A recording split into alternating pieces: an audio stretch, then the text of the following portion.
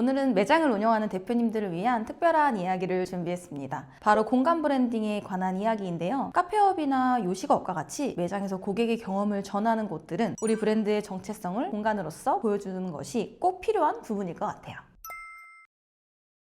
브랜딩이란 우리만의 특별한 가치를 고객이 느끼고 선택할 수 있게끔 인식시키는 일이잖아요. 말 그대로 공간 브랜딩이라고 하는 것은 그러한 브랜딩의 목적을 공간 안에다가 넣어서 공간으로서 이루는 것을 의미합니다. 공간 브랜딩은 단순히 예쁜 인테리어를 하는 게 아니에요. 마케팅 그룹 필립 코틀러가 한 말 중에 소비자의 최종 구매 결정에 가장 큰 영향을 미치는 요인은 쇼핑 공간에서의 체험입니다 라는 말도 있는데요. 공간 브랜딩이란 매장이라는 물리적 공간을 통해서 브랜드의 가치와 정체성을 고객에게 효과적으로 전달하는 전략입니다. 매장은 이제 단순히 물건을 구매하거나 소비하는 곳이 아니라 브랜드가 전하고자 하는 가치를 경험하는 장소가 되었어요. 닐슨 코리아의 조사에 따르면 전 세계 소비자 10명 중 6명은 여전히 오프라인 매장 방문을 즐거운 경험이라고 답했다고 해요. 그만큼 오프라인 공간의 중요성은 아무리 온라인 시장이 확장되더라도 여전히 높은 거죠.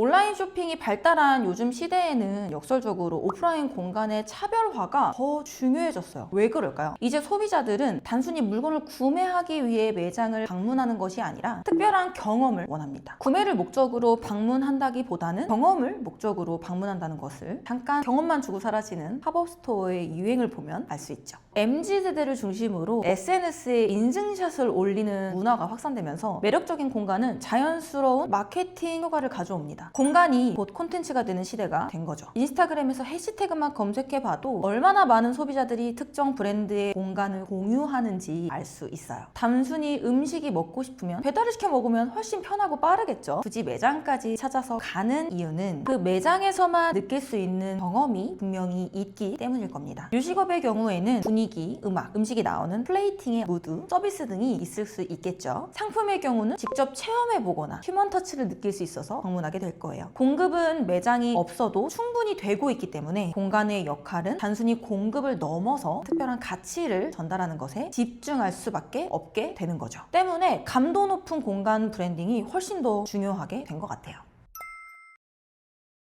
공간 브랜딩에 실패한 매장들이 몇 가지 공통점을 가지고 있는 것 같아요. 첫 번째로 브랜드의 본질과 무관한 트렌디한 인테리어만 추구하는 경향을 많이 봐왔습니다. 인스타그램에서 인기를 끌만한 인스타존을 만들기 위해 브랜드의 정체성이랑은 무관한 화려한 인테리어만 강조하는 경우를 보는 경우가 있는데요. 장기적으로 보면 브랜드 가치와 연결성이 없어서 일회성 이벤트로 끝나버리기 십상입니다. 어마어마한 자본을 들여서 예쁘게 꾸미기만 하는 것이 아니라 고객이 내 브랜드에서 진짜로 경험하고 싶어하는 요소들을 곳곳에 녹일 수 있는 똑똑한 공간에 대한 설계가 필요하겠죠. 두 번째로는 브랜드만의 관점이 부재합니다. 컨셉과 관점은 좀 다른 개념인데요. 아무리 독특한 컨셉이라도 브랜드의 가치와 철학이 담겨있지 않다면 고객에게 진정성 있게 다가가기가 어려워요. 요식업 매장으로 예를 들자면요. 넉넉히 먹이고 싶다, 가장 귀한 식사를 대접하고 싶다, 누구나 편하게 들어와서 먹었으면 좋겠다 등에 대한 손님에게 전하고 싶은 브랜드의 관점, 핵심 가치가 명확해야 합니다. 그래야 고객이 공감할 수 있는 요소들이 만들어질 수 있기 때문이죠. 넉넉히 먹이고 싶다면 화려함보다는 정감 가고 따뜻한 무드의 디자인 전략이 잘 맞겠죠. 가장 귀한 식사를 대접하고 싶다가 우리의 핵심 가치라면 대중적인 모습보다는 가장 최상의 고급화를 지향하는 공간 브랜딩이 우선시 되어져야만 할 거예요. 브랜드의 중심, 즉 핵심 가치가 잘 잡혀져 있지 않은 매장들은 그야말로 모호하다라는 느낌이 들어서 고객의 공감을 밀도 있게 얻어내기가 힘듭니다. 세 번째로는 고객의 니즈와 라이프 스타일에 대한 이해가 부족할 경우예요. 타겟 고객이 무엇을 원하는지, 어떤 경험을 기대하는지 제대로 파악하지 못하면 아무리 예쁜 공간임에도 불구하고 당연히 공감을 얻기 어렵겠죠. 우리 매장에 들어오는 손님들이 점심을 먹으러 오는 직장인들이라고 가정해 볼게요. 그들은 단 5분이라도 아껴서 커피도 마시고 동료들과 수다도 떨고 잠깐이라도 쉬고 싶을 거예요. 다시 오후 빡세게 일을 해야 되니까요. 점심 장사를 대목으로 보고 있는 식당에서 멋진 디스플레이나 이벤트를 한다고 이 고객들이 관심이 있을까요? 아마 맛있고 합리적인 가격대에 아주 빠르게 패스트푸드처럼 서비스가 제공되지만 그럼에도 불구하고 퀄리티가 좋은 그런 곳을 훨씬 더 선호할 거라고 예상이 돼요. 공간 브랜딩 역시 시작과 끝은 고객입니다. 고객이 우리 매장에서 경험하고자 하는 소구 포인트를 정확히 파악하고 준비하는 것은 그냥 브랜딩에서도 중요하듯이 공간 브랜딩에서도 너무너무나도 중요한 필수 요소입니다. 반대로 성공적인 공간 브랜딩 사례들은 다음과 같은 특징을 보이고 있어요. 첫 번째로 브랜드의 핵심 가치가 공간에 명확하게 표현됩니다. 이솝 매장 다들 아시죠? 이솝의 경우에는 매장마다 싱크대를 중심 요소로 배치해서 깨끗함이라는 브랜드 가치를 직접적으로 경험할 수 있어요. 이솝의 창립자 파피티스는 개수되는 이솝의 브랜드 그 자체라고 말할 정도로 공간을 통해서 브랜드의 가치를 전달하는데 굉장히 집중을 하고 있죠. 그래서 이솝 매장을 지나갈 때면 꼭 한번 들어가 보고 싶다라는 생각이 들거든요. 정말 그곳에는 병균 하나 없을 것 같은 깨끗함이 아름다움까지 느껴지는 공간이라는 생각이 들어요. 집처럼 꾸며놓아서 편안함도 빼놓을 수 없죠. 감각적인 즐거움을 선사하고자 한다라는 이솝의 슬로건이자 핵심 가치를 매장을 통해서 공감할 수 있도록 전하고 있습니다. 두 번째, 단순한 판매 공간이 아닌 경험과 체험의 공간을 제공하죠. 시몬스의 경우에는 침대 없는 침대 브랜드 팝업 스토어를 운영해서 큰 성공을 거두었는데요. 젊은 층의 마음을 사로잡기 위해 SNS 인증샷을 찍을 수 있는 뉴트로한 공간을 설계했고 소비자들이 자발적으로 브랜드를 바이럴할 수 있도록 유도했죠. 요즘은 구매를 하지 못하는 매장들도 많이 볼 수 있는데요. 구경을 하고 경험을 하면 직원이 와서 태블릿을 내밀어요. 이곳에서 구매하시면 배송해 드린다면서요. 이렇듯 매장에서 직접 판매를 하는 게 아니라 그 이상의 역할을 수행하고 있다는 것을 대부분의 핫플레이스들에서 볼 수 있습니다. 세 번째, 지역의 특성과 문화를 적극적으로 반영합니다. 글로벌 브랜드라도 지역 특성을 반영한 장소 공간 브랜딩을 통해 소비자와 더 깊은 관계를 형성해요. 이솝의 가로수길 매장은요, 장인의 수작업으로 만든 한지가 벽면에 사용되었다고 해요. 현지에서 공수한 소나무로 만든 카운터를 배치해서 한국적인 정서를 담았다고 하더라고요. 또 다른 예로 맥심 플랜트를 들어볼 수 있을 것 같은데요. 우리가 잘 알고 있는 인스턴트 커피 맥심은 따로 매장에 필요 없는 브랜드이기도 한데요. 맥심 플랜트는 이태원에 위치하고 있는 맥심의 경험 매장이에요. 젊은이들과 트렌디함에 예민하게 반응하는 이태원이라는 장소적 특성에 맞춰서 맛있고 간편한 커피라는 맥심 본연의 가치를 즐길 수 있죠. 맥심이 선별한 원두로 만든 커피를 선보이는 커피 플랜트, 맥심의 기술력을 확인할 수 있는 프로덕션 플랜트, 문화와 트렌드를 즐길 수 있는 컬처 플랜트, 이렇게 세 가지 테마로 구성되어서 장소에 맞는 맥심의 커피 문화를 발전시킨 좋은 공간 브랜딩 사례입니다. 공간 브랜딩은요, 사실 직접적인 매출 증가뿐만 아니라 장기적인 브랜드 가치 향상에 기여를 한다라고 보는 게 더 맞을 것 같아요. 앞서 말씀드린 시몬스의 경우에 매장 내에서 침대를 얼마나 판매하는지보다 고객들에게 어떤 경험을 제공하는지에 집중했잖아요. 그 결과 인스타그램 해시태그만 14만 개 이상을 기록하면서 브랜드 인지도가 크게 상승했고, 이는 결국 매출 증가로 이어졌다고 합니다. 처음 시몬스의 침대 없는 침대 브랜드 팝업의 모습을 보았을 때는 저도 되게 의아했어요. 저게 과연 효과가 있을까? 침대와는 아무 관련 없는 시몬스 그로서리 마케팅의 목표가 뭘까 참 궁금했었는데요. 브랜드 스토리의 일방적 주입이 아닌 호기심을 자극하는 시몬스의 소통 방식은 MZ세대의 자발적인 참여를 이끌어내면서 혼수 고객이나 미래 소비층을 확보했다는 평가가 나온다고 해요. 당장 눈앞에 보이는 판매를 위한 공간이 아니라 잠재 고객을 끌어모아 브랜드 팬덤을 형성하는 방법을 활용한 거죠. 또한 공간 브랜딩은 고객의 체류 시간을 늘려서 자연스럽게 구매로 연결되도록 유도하기도 합니다. 현대카드의 라이브러리 시리즈처럼 전문성을 강화한 취향 중심의 공간은 단순한 방문을 넘어서 브랜드에 대한 호감과 충성도를 높이는 효과가 있죠. 당장 돈을 지불해야 하는 어려운 고객 대신에 꾸준히 우리를 사랑해줄 수 있는 오래갈 팬덤 고객을 찾는데 목표를 둠으로써 매출 상승에 기여하는 거죠.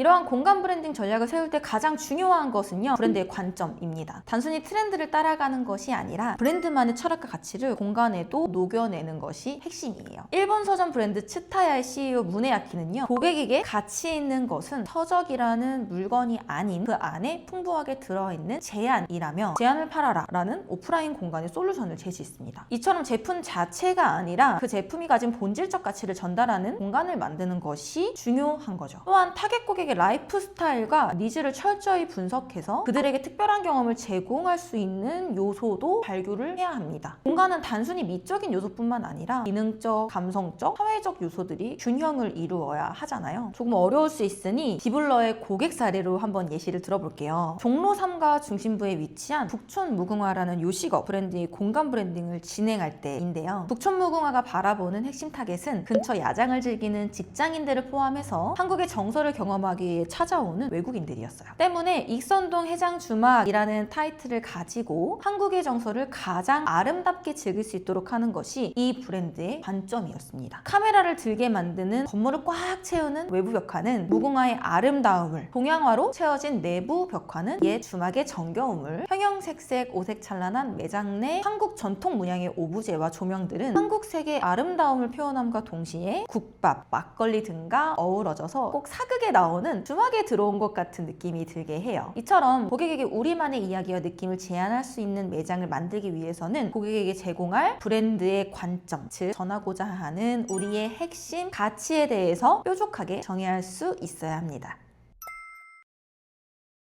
매장의 공간 브랜딩을 개선하기 위해서 5가지 단계를 알려드려 볼게요. 첫 번째는 브랜드의 핵심 가치와 철학을 정립하는 것입니다. 앞서 계속 언급해드린 것처럼 여러분의 브랜드가 추구하는 가치와 고객에게 전달하고 싶은 메시지가 무엇인지 명확하게 한번 정의해보세요. 두 번째로 타겟 고객 분석이 중요하겠죠. 주요 고객층의 라이프 스타일, 취향, 소비 패턴을 세밀하게 분석해야 합니다. 그들이 공간에서 어떤 경험을 원하는지, 맛인지, 볼거리인지, 놀거리인지, 문화인지 이러한 것들을 파악하는 것이 중요합니다. 세 번째로 차별화 요소 발굴인데요. 경쟁 업체와 차별화할 수 있는 독특한 요소가 무엇인지 한번 찾아보세요. 이것이 공간에서 중심적인 역할을 해야 합니다. 차별화를 비주얼 포인트가 되는 부분과 아이템 포인트가 되는 부분으로 나누어서 각각 적용한다면 더 풍부한 공간 브랜딩의 요소들을 경험할 수 있도록 할 수 있을 거예요. 네 번째, 너무 중요하죠. 오감을 자극하는 요소를 고려해야 합니다. 시각적인 요소뿐만 아니라 청각, 후각, 촉각, 미각까지 고려한 종합적인 경험 설계가 필요합니다. 매장에서 흘러나오는 음악, 문을 열자마자 나는 향기, 만져지는 마감재의 텍스처, 이런 것들처럼 핵심 고객의 오감을 전체적으로 통일되게 만족시킬 수 있는 요소들을 매장 곳곳에 묻혀서 감도 높고 밀도 높은 매장을 구성해 볼 수 있어요. 다섯 번째로 너무나도 당연한 지속적인 업데이트가 필수입니다. 공간은 한번 만들고 끝나는 것이 아니라 계속해서 새로운 경험을 제공할 수 있어야 해요. 정기적으로 새로운 요소를 도입해서 고객의 재방문을 유도하는 것 또한 너무 중요하고요. 그렇기 때문에 매장 한켠에 계속해서 체인지할 수 있는 포인트를 두는 것도 팁이 될 수 있을 것 같아요.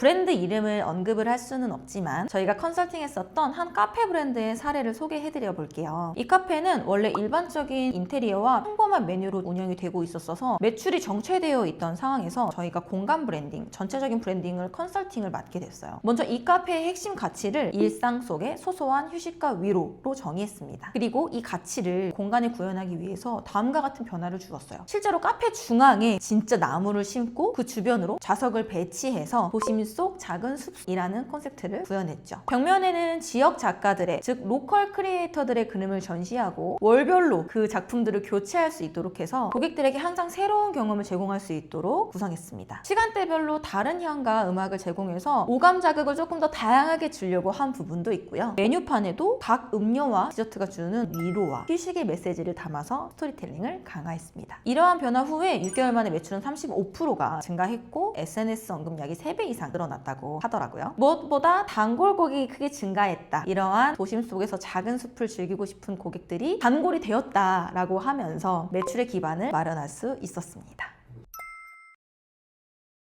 공간 브랜딩은 아무래도 정말 많은 자금이 필요하기는 하지만 반드시 모든 매장이 큰 예산이 필요한 거는 아니에요. 핵심은 브랜드의 가치를 명확하게 표현하는 데 있기 때문인데요. 적은 예산으로도 조금 더 효과적인 공간 브랜딩을 할 수 있는 5가지 방법을 알려드릴게요. 첫 번째로 핵심 포인트에 집중을 하는 겁니다. 매장 전체를 화려하게 탈바꿈하지 않아도 고객이 가장 먼저 접하는 지점이나 핵심 경험 포인트에 투자하세요. 이솝이 개수대를 중심으로 매장을 디자인한 것처럼 하나의 강력한 상징물이 있다면 충분합니다. 두 번째로 로컬 요소를 활용하는 건데요. 지역 작가나 장인 이런 분들이랑 협업을 하거나 지역의 특색 있는 소재를 활용하면 적은 비용으로도 독특한 정체성을 만들기 쉽겠죠. 세 번째로 유연한 공간 설계예요. 가구나 집기를 고정하지 않고 상황에 따라서 변형할 수 있도록 설계하면 지속적으로 새로운 경험이나 공간에 대한 조닝을 제공할 수 있습니다. 네 번째로 스토리텔링 강화예요. 물리적 요소보다는 브랜드 스토리를 공간에 녹여내는 것에 집중을 해보시면 좋을 것 같아요. 벽면에 브랜드 히스토리를 전시한다거나 제품 하나하나의 스토리를 부여하는 것만으로도 큰 효과를 볼 수 있습니다. 다섯 번째로 커뮤니티를 형성해보는 건데요. 정기적인 소규모 이벤트나 워크숍을 통해서 공간을 활성화하고 고객과의 관계를 강화하는 거죠. 이는 추가적인 마케팅 비용보다 시간과 노력이 더 중요합니다. 실제로 성공적인 요식업 브랜드 중에는요, 화려한 인테리어는 없지만 맛이라는 본질에 충실하면서도 작은 포인트들로 브랜드의 개성을 드러내는 곳들이 많아요. 핵심은 일관된 메시지와 경험을 제공하는 것입니다.